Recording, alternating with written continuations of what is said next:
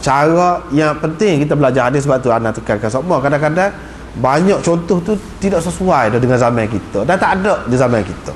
Jadi apa yang kita dapat daripada ulama tulis dalam kitab dia, sekurang-kurangnya kita dapat cara ulama tu faham berbeza. Sebab apa dia beza dalam fahaman dia pegang kut mana. Sebab kalau mengaji hadis ni kita nak tahu cara dia ambil tu, dia buat kesimpulan lagu tu lagu mana. Itu mengaji hadis. Kalau mengaji fiqh tak perlu bahas tu. Orang pergi sidang. Kalau mengaji hadis tidak. Kelebihan dia, faedah dianya iaitu kita boleh tahu orang ni hadis yang sama, dia faham lagu ni. Apa dia faham lagu tu? Kaedah mana dia pakai? Kita boleh tahu kaedah dia. Bila kita tahu, banyak perkara akan datang, kita sendiri kita boleh nampak benda ni. Kira-kiranya dia pakai kaedah ni. Kita boleh nampak. Walaupun kita tak mengaji dalam mana, tak mengaji tinggi mana pun, kita boleh nampak. Sebab apa? Kita biasa dengar dah, biasa ikut tidak perbahasan. Cara dia faham gini, ni cara faham gini, seperti hak baru ni kan, bukan main banyak tu. Tentang bayul araya tu. Hak ni kata tidak jual beli langsung tu, tak ada jual. Hak ni kata jual beli. Hak ni kata tidak, tak masuk dalam bab tu. Macam mana dia faham gitu? Dia adalah cara masing-masing. Itu faedahnya kita belajar hadis. Kalau tidak sebut benda tu, tak ada faedah mana. Sebab tu kadang-kadang jadi tawar baca hadis tu. Jadi serupa dengan baca fiqh juga. Jadi serupa baca gitu, nasihat gitu. Tidak memberi kemampuan. Menyebabkan jadi kita tidak jadi mikirlah.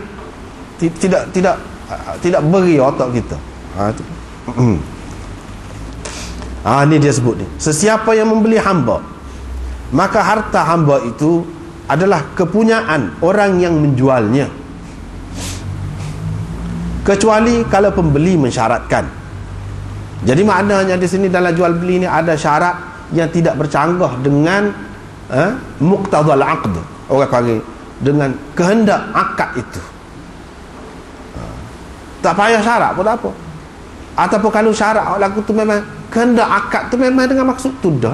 Kalau sebut syarat tak apa lagu tu. Semua ulama kata hak kata tak boleh syarat dalam jual beli boleh juga tu.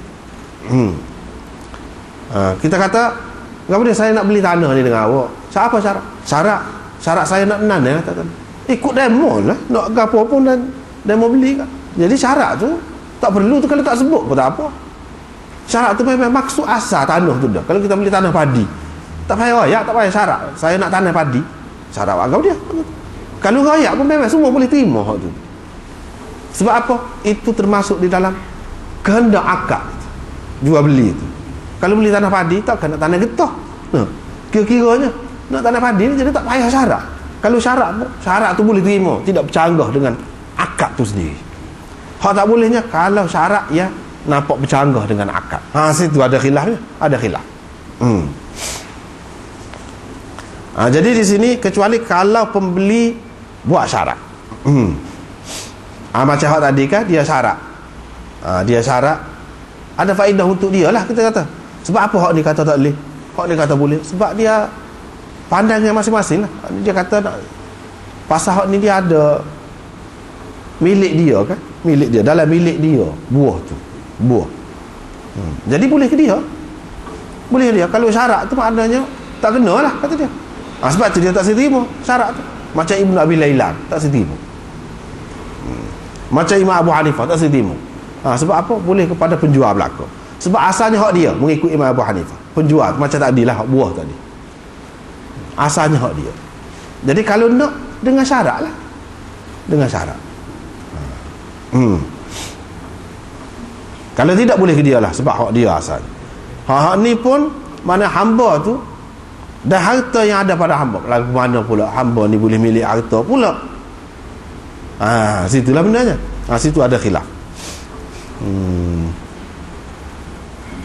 Tak apalah tu perbahasan dari segi hadis itu. Ni kata gini, ni kata gini, tak apalah. Cuma Imam Nawawi kata wa fi hadzal hadis dalalah li Malik wa qauli Syafi'i al-qadim. Dalam hadis ini ada makna, ada arti. Hadis ini menjadi dalil lah bagi Malik dan Imam Syafi'i dalam qaul qadimnya, yang mengatakan hamba tu kalau tuan dia bui dia memiliki apa-apa, dia boleh milik benda tu. Tuan dia boleh bui milik pada dia. Apa dia boleh milik. Dengan arti kalau kemudiannya tuan dia merdeka kan, jadi benda tadi hak dia bagi tadi, harta tadi hak dia bagi milik, jadi dia hak dia boleh milik penuh lah. Gitu. Tetapi kalau dia jual, selepas tu dia bui milik apa-apa, dia kata hak kamu jual tu kalau untung boleh kamu, kalau untung boleh ambil kamu lah, aku bagi kamu kepada kamu, milik dia. Dia suruh hamba dia jual, katalah. Lepas tu dia jual hamba tu kamu tak boleh jual kan. Selepas tu jadi harta hak dia sudah bagi dah kepada hamba tadi tu, boleh ke siapa? Boleh ke dia, boleh kepada penjual. Kalau dia tidak jual, boleh kepada hamba tu. Ini mengikut Imam Malik dan Syafi'i dalam qaul qadim dia. Qaul qadim. Qaul jadid tidak lagu tu. Qaul jadid tidak. Qaul qadim dia kata boleh kepada tuan dia kalau dia jual.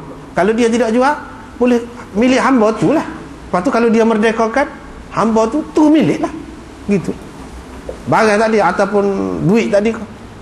Tapi kalau dia jual barang ataupun duit ataupun apa-apa yang dia milik kepada hamba dia tu adalah hak baik, kecuali kalau pembeli mensyaratkan, yang ni hak ada pada dia tu boleh ke saya, boleh ke saya. Jadi maknanya walaupun bui milik dia kata boleh milik, tidak sempurna lah milik tu.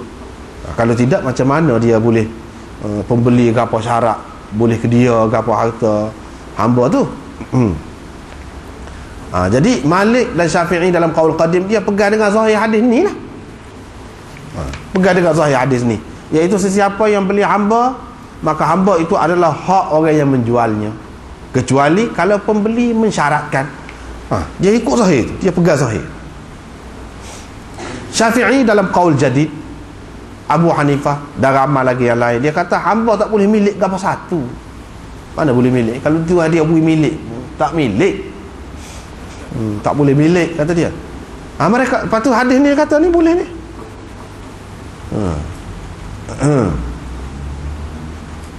Dia kata hartanya, sesiapa yang membeli hamba, maka hartanya, yakni harta hamba tu adalah hak kepada tuan, hak kepada hak bagi orang yang menjualnya.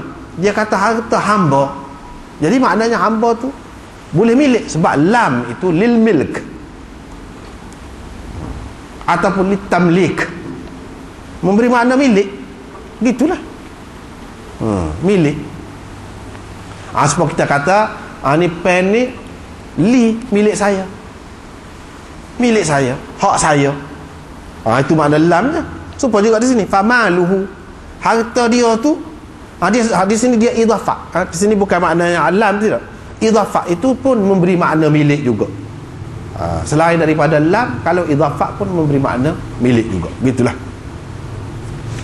Jadi namun dia kata dia takwil hadis ni bahawa yang dimaksudkan yang ada di tangan hamba itu bukan milik dia, yang ada di tangan dia tu adalah harta tuan dia. Lepas tu apa yang mal ini diidhafatkan kepada hamba tadi, maluhu tu, tidak ke idhafat memberi makna milik, serupa dengan kita kata lam lah, serupa dengan kita kata sebut dengan lam. Sebab kita kata rumah ni lahu, hak dia, milik dia. Baituhu, rumahnya, yang ni baitun lahu, begitu makna dia, rumah dia lah milik dia. Apa diidhafatkan harta ni kepada hamba? Ini bukan idhafat untuk makna milik. Dia kata idhafat ni banyak makna dia, serupa lam tu lah, bukan makna milik saja, banyak lagi makna hak lain, iaitu dengan makna ikhtisas dan intifa', yang ni tuan dia bui dia ambil munafaat daripada itu, sekadar tu je. Dan dia ada keistimewaan dia sikit lah pada benda tadi, bukan untuk milik. Seperti kita kata di loceng pada binatang tu, loceng tali tekak, ada loceng lah, loceng pada tekak kambing tu, kita kata loceng kambing, mana milik kambing kau loceng tu. Pelana kuda, kita kata pelana tu hak kuda milik dia ke? Tidak.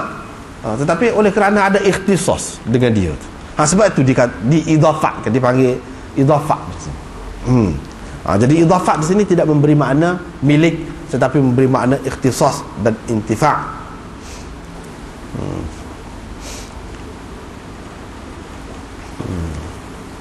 Sebabnya kalau tuan dia jual hamba tu, macam mana jadi milik tuan dia? Macam mana jadi milik tuan dia? Sebab memang hamba tu sekali dengan harta tu milik tuan dia. Kalau tidak, macam mana ya boleh syarat pula kalau pembeli kata dia nak tu boleh, penjual tu boleh. Dan kalau sudah bagi jadi milik hamba, ini menunjukkan bukan untuk milik, tetapi untuk ikhtisas sahaja. Sebab dia adalah miliknya. Illa an yashtadithul mubta', kecuali kalau mubta' itu mensyaratkan, maka sahlah. Sebab apa? Sebab apa? Berarti dia telah menjual dua perkara, dua benda. Bukan jual satu perkara, jual dua benda, dua perkara. Satunya hamba tu, diri hamba tu. Satu lagi sekali dengan apa yang ada pada dia tu. Sekali dengan apa yang ada pada dia. Yang ada pada dia tu misalnya duit ke apa. Itu maknanya bolehlah jual lagu tu. Dengan satu bayaran, dua benda bagi. Boleh kita jual lagu tu. Termasuk dalam hal tu. Yang ni dia kata, ni masuk dalam kaedah jual dua benda, iaitu hamba dan harta yang ada pada hamba itu, allazi fi yadihi, yang ada pada tangan dia, yang pada dia tu, bithamanin wahid, dengan bayaran yang sama, dengan harga yang sama. Boleh lagu tu kita beli dua benda dengan satu bayaran. Boleh lagu tu. Wadzalika jaizun, itu harus. Qala, mereka berdua mengatakan, yakni Syafi'i dalam qaul jadid dan Abu Hanifah kata, tapi kena syarat ihtiraz minar riba, syarat kena mengelak diri daripada riba syaratnya.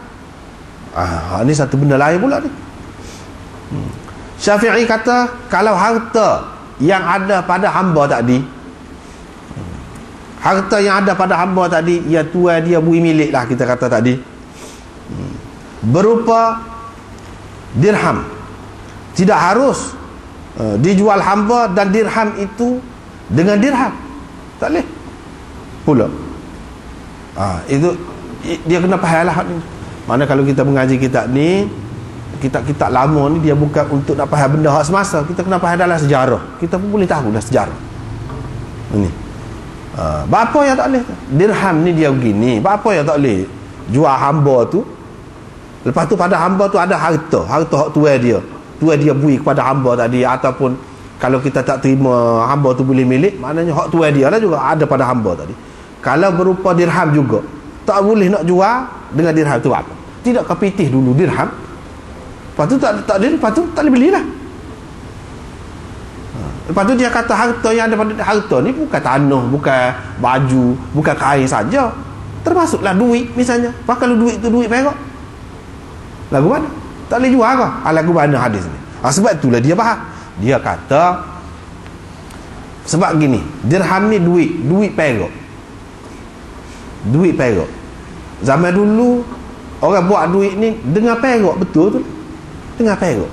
Bukan seperti duit sekarang ni. Hak duit perak tu orang panggil dirham. Satu lagi duit emas, dinar orang panggil.